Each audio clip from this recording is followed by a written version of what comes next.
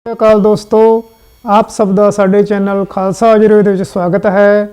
ਮੈਂ ਤੁਹਾਡਾ ਆਪਣਾ ਡਾਕਟਰ ਕੁਲਦੀਪ ਸਿੰਘ। ਦੋਸਤੋ, ਅੱਜ ਮੈਂ ਤੁਹਾਨੂੰ ਮਲੱਠੀ ਬਾਰੇ ਜਾਣਕਾਰੀ ਦੇਵਾਂਗਾ। ਦੋਸਤੋ, ਮਲੱਠੀ ਬਾਜ਼ਾਰ ਵਿੱਚੋਂ ਆਮ ਹੀ ਮਿਲ ਜਾਂਦੀ ਹੈ। ਬਾਜ਼ਾਰ ਵਿੱਚੋਂ ਮਲੱਠੀ ਦੀਆਂ ਜੜ੍ਹਾਂ ਦੇ ਟੁਕੜੇ ਕੀਤੇ ਹੋਏ ਜੋ ਕਿ ਭੂਰੇ ਪੀਲੇ ਰੰਗ ਦੇ ਹੁੰਦੇ ਹਨ ਮਿਲਦੇ ਹਨ। ਇਹਨਾਂ ਮਲੱਠੀ ਦੀਆਂ ਜੜ੍ਹਾਂ ਦਾ ਪਾਊਡਰ ਵੀ ਬਾਜ਼ਾਰ ਵਿੱਚੋਂ ਆਮ ਹੀ ਮਿਲ ਜਾਂਦਾ ਹੈ। ਦੋਸਤੋ, ਇਸ ਨੂੰ ਹਿੰਦੀ ਅਤੇ ਪੰਜਾਬੀ ਵਿੱਚ ਮਲੱਠੀ, ਸੰਸਕ੍ਰਿਤ ਭਾਸ਼ਾ ਵਿੱਚ ਇਸ ਨੂੰ ਜਸਟੀ ਮਧੂ ਕਿਹਾ ਜਾਂਦਾ ਹੈ। ਅੰਗਰੇਜ਼ੀ ਵਿੱਚ ਇਸ ਦਾ ਨਾਮ ਲਾਈਕਰਿਸ ਹੈ। ਇਸ ਦਾ ਬੋਟੈਨੀਕਲ ਨਾਮ ਗਲਿਜ਼ਰਾ ਗਲੈਬਰਾ ਹੈ। ਦੋਸਤੋ, ਇਸ ਦਾ ਸਵਾਦ ਮਿੱਠਾ ਹੁੰਦਾ ਹੈ। ਤਸੀਰ ਠੰਡੀ ਤੇ ਭਾਰੀ ਹੁੰਦੀ ਹੈ। ਦੋਸਤੋ, ਮਲੱਠੀ ਵਾਤ, ਪਿੱਤ ਤੇ ਕਫ ਤਿੰਨਾਂ ਦੋਸ਼ਾਂ ਦਾ ਨਾਸ਼ ਕਰਦੀ ਹੈ। ਆਯੁਰਵੇਦ ਵਿੱਚ ਮਲੱਠੀ ਨੂੰ ਰਸਾਇਣ ਮੰਨਿਆ ਗਿਆ ਹੈ। ਦੋਸਤੋ, ਬਾਜ਼ਾਰ ਵਿੱਚੋਂ ਮਿਲਣ ਵਾਲੇ ਖਾਂਸੀ ਦੇ ਹਰੇਕ ਸ਼ਰਬਤ ਵਿੱਚ ਮਲੱਠੀ ਜ਼ਰੂਰ ਪਾਈ ਹੁੰਦੀ ਹੈ। ਦੋਸਤੋ, ਜੇਕਰ ਤੁਸੀਂ ਸਾਡਾ ਚੈਨਲ ਖਾਲਸਾ ਆਯੁਰਵੈਦਿਕ ਪਹਿਲੀ ਵਾਰ ਵੇਖ ਰਹੇ ਹੋ ਤਾਂ ਚੈਨਲ ਨੂੰ ਸਬਸਕ੍ਰਾਈਬ ਕਰੋ, ਵੀਡੀਓ ਨੂੰ ਲਾਈਕ ਕਰੋ, ਸ਼ੇਅਰ ਕਰੋ। ਹੁਣ ਤੁਹਾਨੂੰ ਮਲੱਠੀ ਦੇ ਨੁਸਖਿਆਂ ਬਾਰੇ ਦੱਸਾਂਗੇ। ਦੋਸਤੋ, ਮਲੱਠੀ ਤੇ ਗਲੋ ਦੋਵੇਂ ਬਰਾਬਰ ਮਾਤਰਾ ਵਿੱਚ ਲੈ ਕੇ ਕੁੱਟ ਪੀਸ ਕੇ ਪਾਊਡਰ ਬਣਾ ਕੇ ਮਿਕਸ ਕਰਕੇ ਰੱਖੋ। ਇੱਕ ਚਮਚ ਇਹ ਦਵਾਈ ਸਵੇਰੇ ਸ਼ਾਮ ਪਾਣੀ ਨਾਲ ਖਾਓ। ਇਹ ਰਸਾਇਣ ਹੈ ਤੇ ਸਰੀਰ ਨੂੰ ਤਾਕਤ ਦੇਣ ਵਾਲੀ, ਇਮਿਊਨਿਟੀ ਵਧਾਉਣ ਵਾਲੀ ਦਵਾਈ ਹੈ। ਦੋਸਤੋ, ਮਲੱਠੀ, ਹਰੜ ਤੇ ਸਰਨਾਏ ਤਿੰਨਾਂ ਦਵਾਈਆਂ ਨੂੰ ਬਰੀਕ ਪੀਸ ਕੇ ਮਿਕਸ ਕਰਕੇ ਰੱਖੋ। ਰਾਤ ਨੂੰ ਸੌਣ ਵੇਲੇ 1 ਚਮਚ ਦਵਾਈ ਪਾਣੀ ਨਾਲ ਦੇਣ 'ਤੇ ਕਬਜ਼ ਠੀਕ ਹੋ ਜਾਂਦੀ ਹੈ। ਦੋਸਤੋ, ਮਲੱਠੀ, ਕੰਡਿਆਲੀ, ਤੁਲਸੀ, ਬਾਂਸਾ ਤੇ ਬਨਸ਼ਫਾ 50-50 ਗ੍ਰਾਮ ਲੈ ਕੇ ਮੋਟਾ ਕੁੱਟ ਕੇ 2 ਕਿਲੋ ਪਾਣੀ ਵਿੱਚ ਭਿਉਂ ਦਿਓ। ਰਾਤ ਨੂੰ ਭਿਉਂ ਕੇ ਰੱਖੋ, ਸਵੇਰੇ ਉਬਾਲੋ। ਜਦ ਉਬਲਦੇ ਪਾਣੀ ਅੱਧਾ ਰਹਿ ਜਾਵੇ ਤਾਂ ਅੱਗ ਬੰਦ ਕਰਕੇ ਠੰਡਾ ਹੋਣ 'ਤੇ ਭੁੰਨ ਲਓ।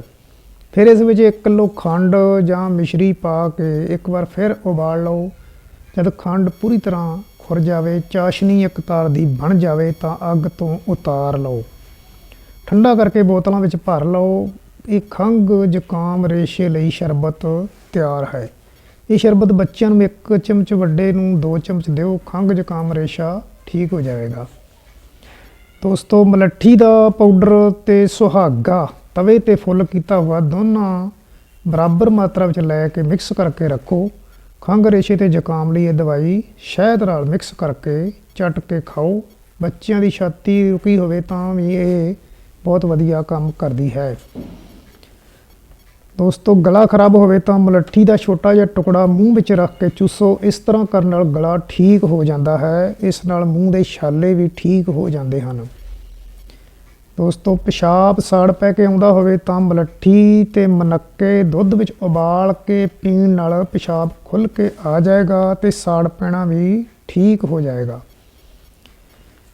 ਦੋਸਤੋ, ਮਲੱਠੀ ਦਾ ਪਾਊਡਰ 40 ਗ੍ਰਾਮ ਗੂੰਦ ਕਿੱਕਰ, 40 ਗ੍ਰਾਮ ਮਗਾਂ, 10 ਗ੍ਰਾਮ ਸਭ ਨੂੰ ਕੁੱਟ ਪੀਸ ਕੇ ਮਿਕਸ ਕਰ ਲਓ। ਥੋੜ੍ਹਾ ਪਾਣੀ ਮਿਲਾ ਕੇ ਘੋਟ ਕੇ ਗੋਲੀ ਮਟਰ ਬਰਾਬਰ ਬਣਾ ਲਓ। ਇਸ ਦੀਆਂ 2 ਗੋਲੀਆਂ ਚੂਸ ਕੇ ਖਾਣ ਨਾਲ ਸੁੱਕੀ ਖਾਂਸੀ ਠੀਕ ਹੁੰਦੀ ਹੈ। ਦੋਸਤੋ, ਮਲੱਠੀ ਦੇ 2 ਛੋਟੇ ਟੁਕੜੇ ਲੈ ਕੇ ਮੋਟੇ ਕੁੱਟ ਲਓ। ਇਸ ਨੂੰ 1 ਗਲਾਸ ਪਾਣੀ ਵਿੱਚ ਪਾ ਕੇ ਉਬਾਲੋ, ਫਿਰ ਢੱਕ ਕੇ ਰੱਖ ਦਿਓ। ਥੋੜ੍ਹਾ ਠੰਡਾ ਹੋਣ 'ਤੇ ਕੋਸਾ ਪੀਓ। ਹੌਲੀ ਪੀਣ ਨਾਲ ਖੰਘ, ਰੇਸ਼ਾ, ਜ਼ੁਕਾਮ ਤੇ ਗਲੇ ਦੀ ਖਰਾਬੀ ਠੀਕ ਹੋ ਜਾਂਦੀ ਹੈ। ਦੋਸਤੋ, ਮਲੱਠੀ, ਅਸਗੰਧ, ਗਲੋ, ਸਤਾਵਰ, ਆਮਲਾ, ਭੰਗਰਾ ਤੇ ਗੋਖੜੂ ਸਭ 50-50 ਗ੍ਰਾਮ ਲੈ ਕੇ ਕੁੱਟ ਪੀਸ ਕੇ ਪਾਊਡਰ ਬਣਾ ਲਓ।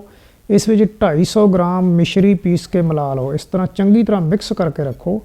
1 ਚਮਚੇ ਦਵਾਈ ਸਵੇਰੇ ਸ਼ਾਮ ਪਾਣੀ ਨਾਲ ਖਾਣ ਨਾਲ ਸਰੀਰਕ ਬਲ ਵਿੱਚ ਵਾਧਾ ਹੁੰਦਾ ਹੈ। ਇਹ ਰਸਾਇਣ ਹੈ ਤੇ ਸਰੀਰ ਦੀ ਇਮਿਊਨਿਟੀ ਵਧਾ ਕੇ ਰੋਗਾਂ ਨਾਲ ਲੜਨ ਦੀ ਸ਼ਕਤੀ ਪ੍ਰਦਾਨ ਕਰਦੀ ਹੈ।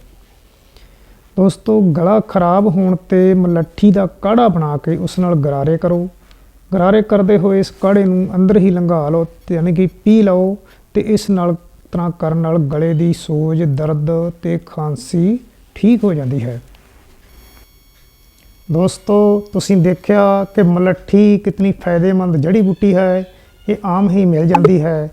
ਇਸ ਦੀ ਵਰਤੋਂ ਕਰੋ ਤੇ ਲਾਭ ਉਠਾਓ। ਪਰਿਵਾਰ ਵਿੱਚ ਬੱਚਿਆਂ ਨੂੰ ਖਾਂਸੀ ਜ਼ੁਕਾਮ ਹੋ ਜਾਂਦਾ ਹੈ, ਇਸ ਦੀ ਵਰਤੋਂ ਕਰਕੇ ਇਹ ਠੀਕ ਹੋ ਜਾਏਗਾ।